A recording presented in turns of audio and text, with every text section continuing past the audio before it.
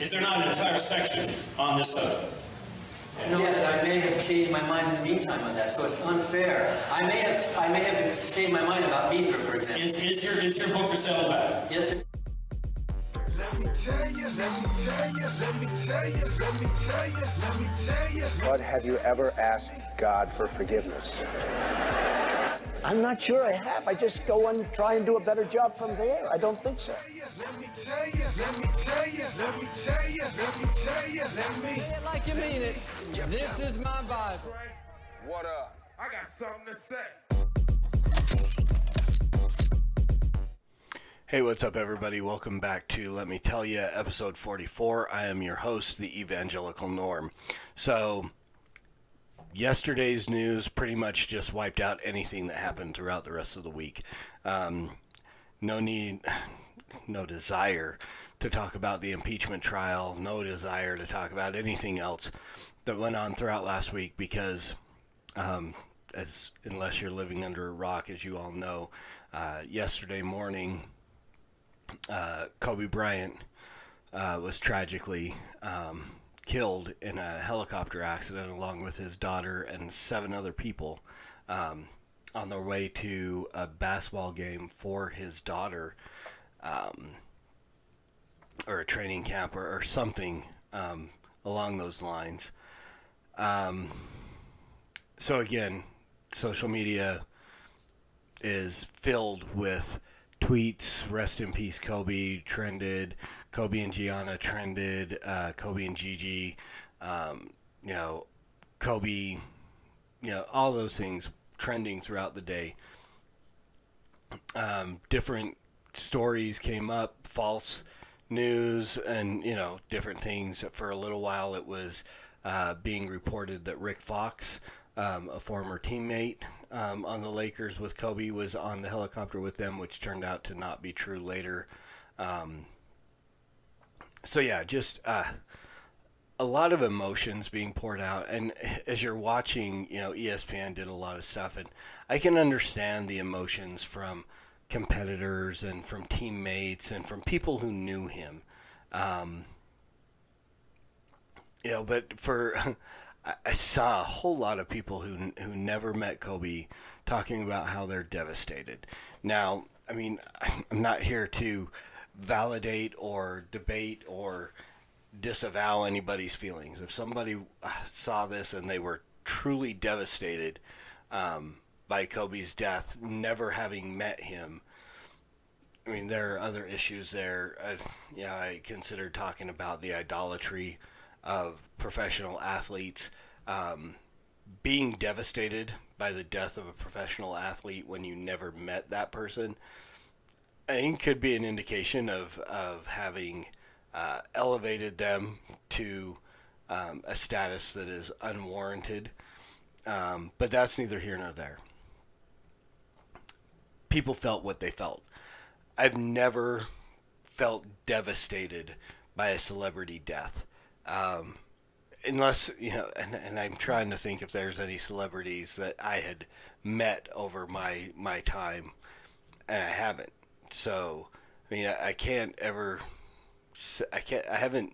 never been devastated by the death of a celebrity, but I am affected, and I think a lot of people were affected by it. Just the thought of the last moments in that helicopter between him and his daughter as a dad with a daughter, that stirs up some emotions. Situations, my own family situations and stuff like that, that are happening causes this to stir up some emotions. So I don't understand not knowing somebody and being devastated. So there's just a little bit of honest commentary there. Ironically, I've spent about 20 years talking about how much I hated Kobe Bryant. And I've literally said that probably tens of thousands of times. I've said those words, I hate Kobe Bryant. Now, again, I didn't know Kobe Bryant. I didn't literally hate the man.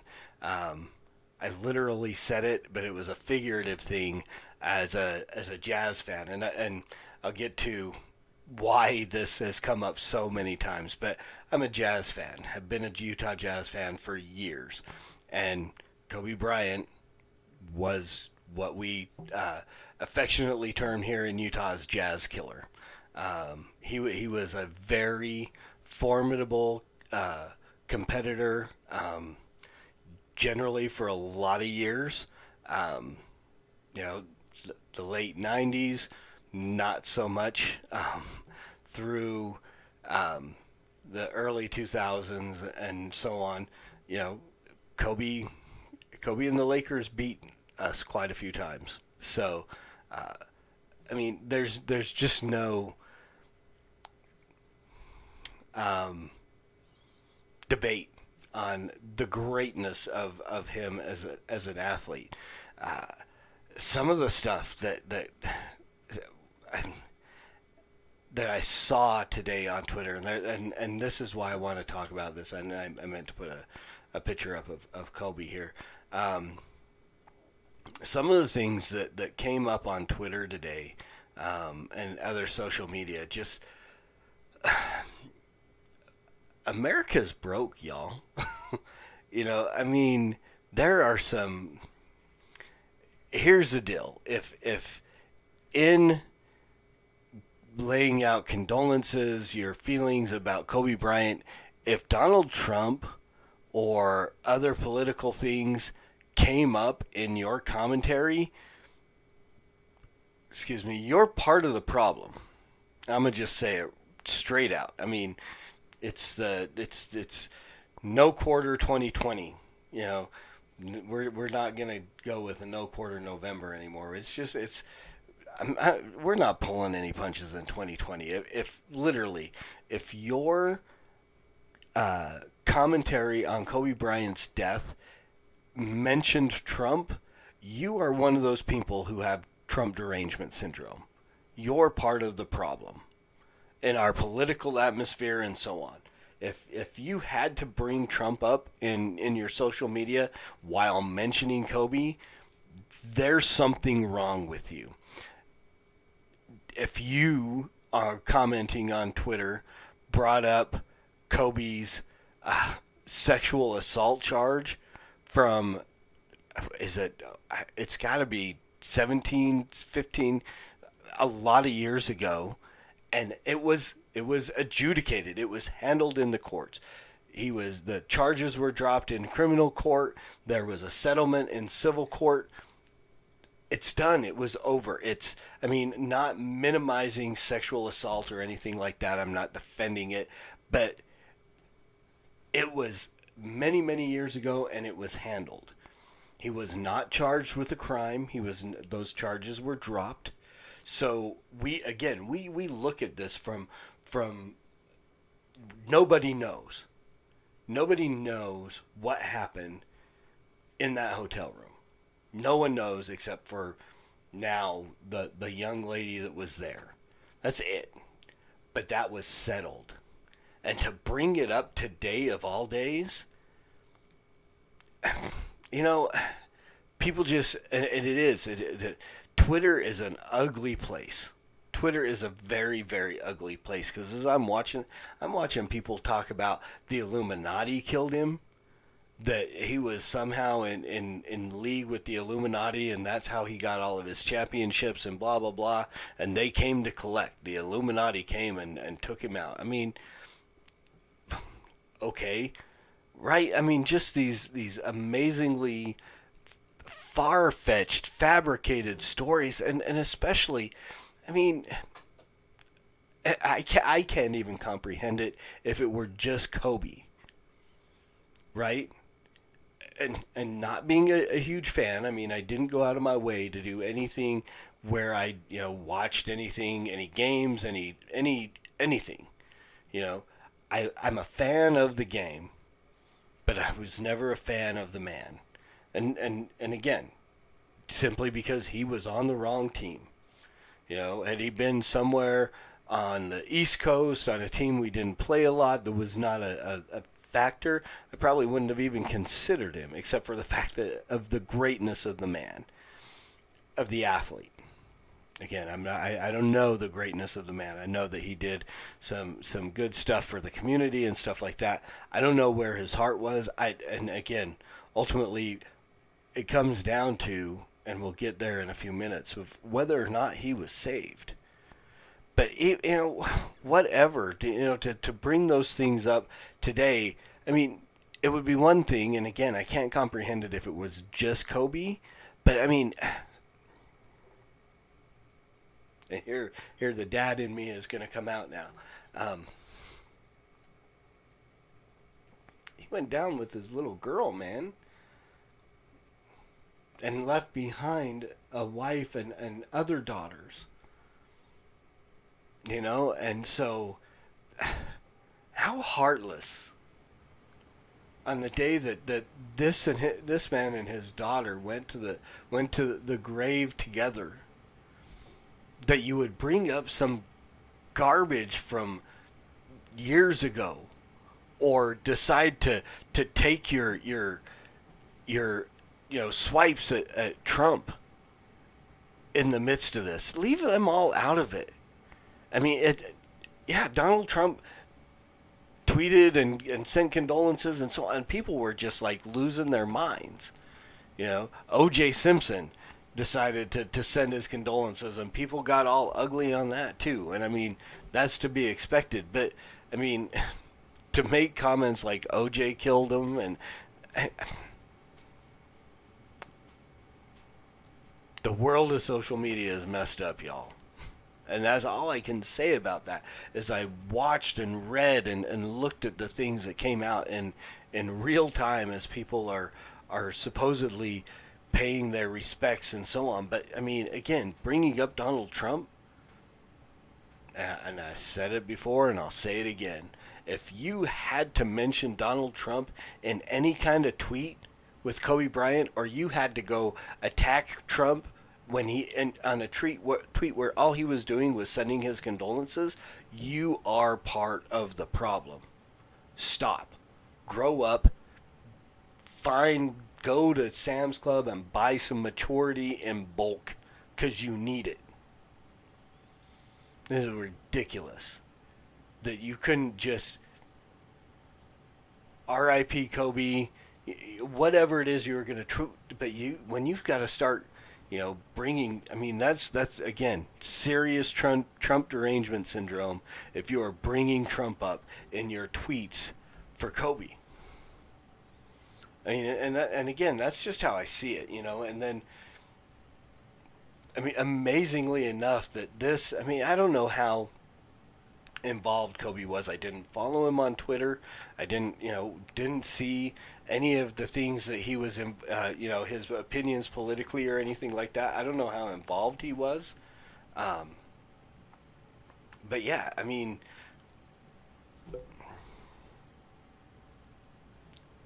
just,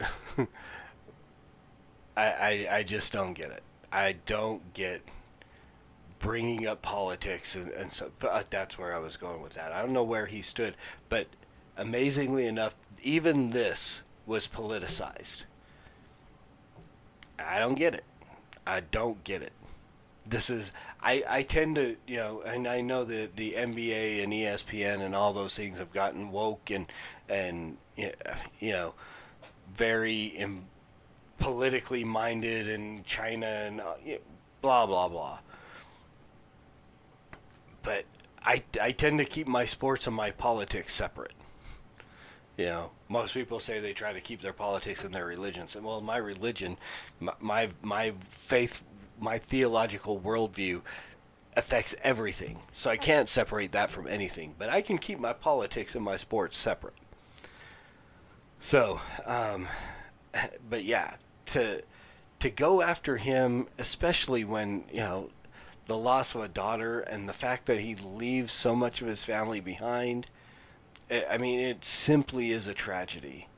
That really, as I watched and again, somebody else even, and the comment that I made, my only comment on Twitter was, when celebrities die, I never really know what to say. prayers for his family. I hope he was saved. Hashtag Kobe Bryant. That was all I said. And then I got, not specifically on that tweet, but around the way, I got some feedback, of course, of if you're part of the problem, exactly what I said, kind of thing. That if your initial reaction is, I hope he was saved. Well, I hope he was saved. I don't know, and I do hope he was saved.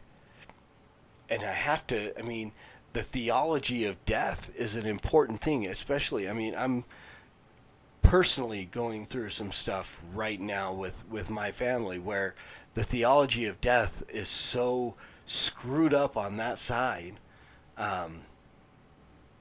that it's hard for me to even interact in social media because some of the things that get said and so on. And, you know, already today I saw the pictures of these two at the pearly gates with their halos and people talking about getting their wings and stuff like that. And unfortunately, none of that is true. I mean, I hope they were saved. I hope they went to heaven. I don't know. I can't just say, and that's why I don't put things like RIP unless it's somebody that I know is actually saved. Somebody I know and I can see, or I'm confident in. I can never know, but I can have confidence in people's salvation based on fruit and so on. I don't know. I have no idea where Kobe or his daughter stood with the Lord. So I can't say rest in peace because I just don't know. I can't say that they are absolutely in heaven because I just don't know. I can't say that they're in, you know, the heavenly pickup game or any of those things.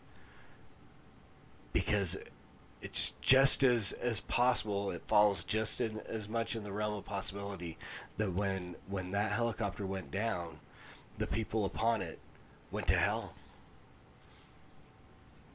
And that's hard. And that people are probably going to push back as much as, well, you know, people talked about Trump. You just said they went to hell. I didn't say they went to hell. I said it's a possibility. Because everyone's going to die. Every single one of us. 10 out of 10. Life is a terminal disease. 100% of us are going to pass away and walk out of this place at some point in time. I mean, I still love Mark Cahill, the beginning of his sermons that he does on evangelism, where he does the whole snap. You know, every second, 2 people die. 2 people walk off of this planet into eternity. Heaven or hell as we speak. Right? 150,000 people in a day are going to pass away. And the question is, do you care? And again, I'm stealing this entirely from Mark Cahill. And here's the thing: is the bigger question is, do you care enough to do something about it? Because if you don't care enough to do something about it, then the reality is you don't care.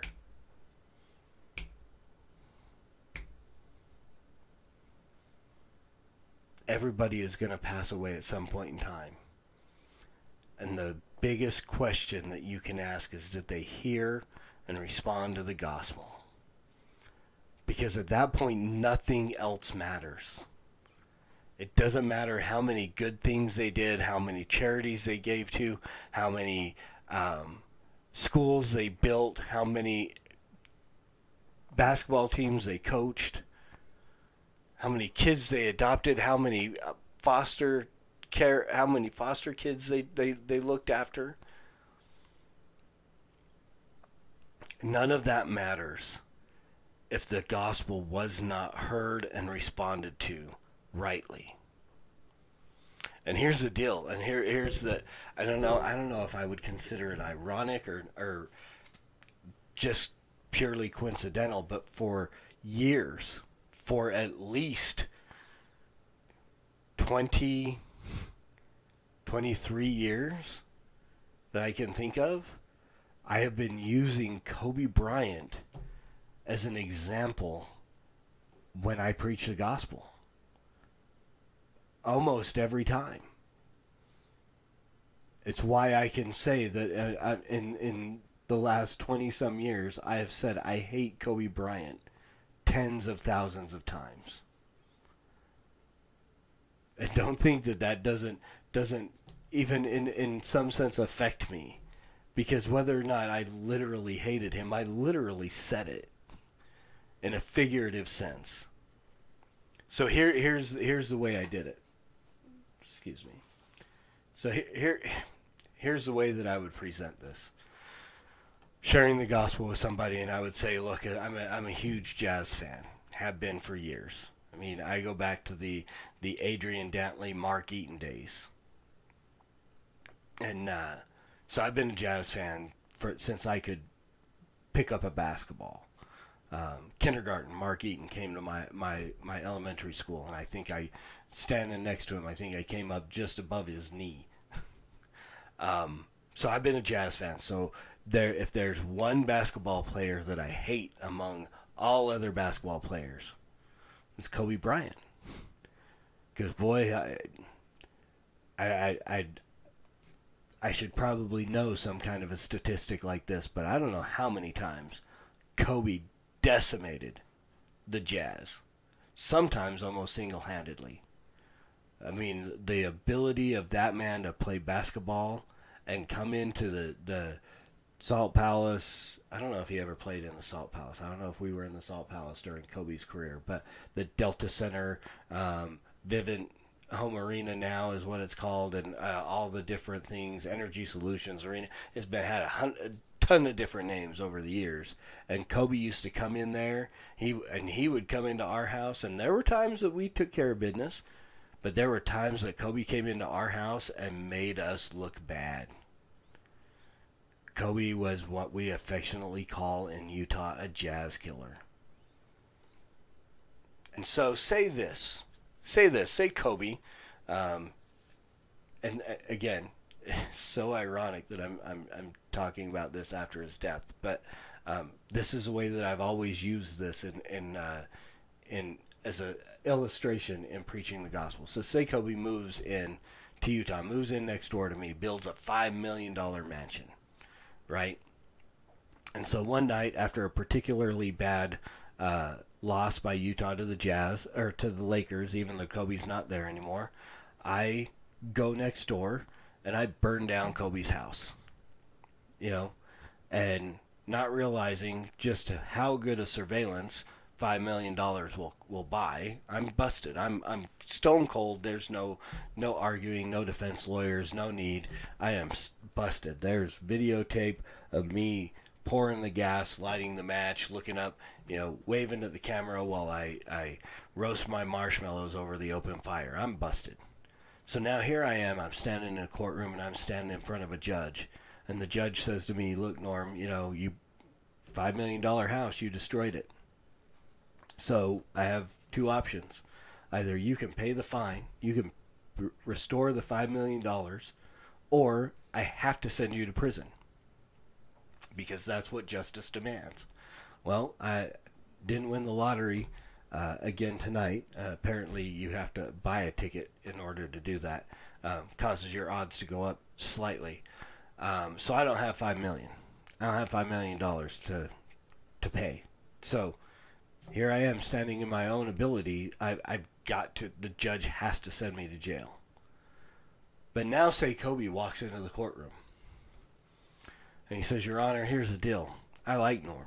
I moved in next door to Norm because I admire the quality of the faithful jazz fan that he has been through ups and downs, over the years. Norm has been a jazz fan, when Rudy Gobert is the big man and Greg Ostertag is a big man, right? Norm, through thick and thin, through the good and the bad, Norm has been there as a fan. And that's why I moved in next door to him, Your Honor, because I like that in a neighbor, the loyalty in a neighbor. So, Your Honor, I have, now again, this is Kobe, I have the $5 million to pay for the house.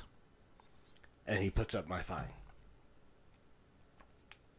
The judge can now let me go because justice has been served. The fine has been paid. And that's exactly what Jesus did for us. He paid the fine. He paid the penalty. Jesus took upon himself the wrath of the Father so that our sins could be forgiven. Because if we try to stand on our own ability, weighing the good against the bad, we're always going to fail. We are always going to fall short. For all have sinned and fallen short of the glory of God. There's no works. No man is saved by obedience to the law. So we are guilty criminals in need of somebody to come in and pay our fine. Just as if Kobe had come in and paid mine. That's what Jesus did for us. And now how does that change my attitude towards Kobe? You know, I mean, I'm not going to hate him anymore. You know, probably going to, step up and help rebuild his house. You know, not concern myself with burning it down anymore. And once in a while, I might even, when they're not playing the Jazz, I might root for the Lakers. Because of that, what it is, that kind act. And that's what Jesus does for us. He comes in and he pays that kindness. That's why the Bible says it's his kindness that leads to repentance. It's the kindest act that anyone has ever done for us is Jesus going to the cross and paying the penalty for our sin. And that kind act should change our attitude. And that's what causes us to do good works. That's why we're saved for good works. We're saved to do good works. We're not saved by them, we're saved to do them. And it's because of the kind act that causes us to desire to do those things. So now for 20-some years, I've been using this guy as an example. And now today, he goes down. And I wish that I could have once, who am I, right? But once had the opportunity to say, hey, Kobe, let me give you an example of what the gospel is like. Now, again, the whole snapping thing that I stole from Mark Cahill, I'm pretty sure Mark has had opportunity to share the gospel with Kobe. So Mark played basketball, played basketball at Auburn with Charles Barkley. They were roommates during college and played ball together. And so that opened the door for Mark to share the gospel with guys like Kobe and Michael Jordan and you name it. And Mark has gotten into those places. So I hope, I never got to, I don't know if anyone else ever got to, but I hope that Mark or somebody was able to share the gospel with Kobe. I don't know if he was saved or not. I don't know where his little girl stood with the Lord. But this is why we have got to be actively sharing the gospel as often and as with as many people as we can. Because we don't know. We don't know. And again, I had the conversation today with somebody about, Calvinism, and we believe that God has preordained, he foreknew, those he foreknew, he also predestined to be conformed to the image of Christ, and those that he foreknew were justified, and they're sanctified, and ultimately they're glorified. And God has determined, we know that God has elected those. There are those he's going to save. There are those he is not. And why, as a Calvinist, would we share the gospel? Because we do not know. It's why we still continue to pray for people to be saved. It's why we continue to share the gospel with everybody. Because not only has God ordained who will and won't be saved, but God has ordained the means in which those people are given the opportunity to respond. And that's evangelism. And so that's why we have got to be out there day in and day out. If you run into, people are like, well, I don't want to be a nuisance when you see someone famous or whatever. Go. Take that opportunity to share the gospel if you can. Give them a gospel tract. Give them what, I know guys that have gone out, Ray Comfort and so on, have gone to probably people out at the Oscars tonight, giving out tracts and so on as people were coming in. And again, we don't just want to evangelize famous people. We want to share the gospel with everybody. It's why we go down to the LDS temple on Thursday nights. It's why we go out into the streets of Ogden. It's why we take opportunity at any given time. We take the opportunity to share the gospel with people. And as I say that, I understand that even myself, I procrastinate with a lot of people. And we cannot do that because we don't know what tomorrow is going to bring. We don't know what today is going to bring. This morning, Kobe got onto a helicopter, happy and excited with his daughter to go play basketball. And a short time later, they stood in front of their Maker. And in that standing in front of God, either they are going to have to, they're going to try to stand on their own and say, you know, I did this, which means they will be separated with the goats and cast into the lake of fire. Or they can stand and Jesus will say, Father, I paid for that. And once again, I'm going to quote one of my favorite pastors and one of the biggest Kobe Bryant Laker fans I know, Darren Caldwell, who said that for the believer, for the unbeliever, justice demands that God send them to hell. But for the believer, justice demands that God look at the cross and what Jesus did for us. I wish I could confidently say one way or the other for Kobe, but I can't. But what I can do is I can urge you, as always, preach the gospel at all times. Use words. They're necessary. And until next time, Soli Deo Gloria.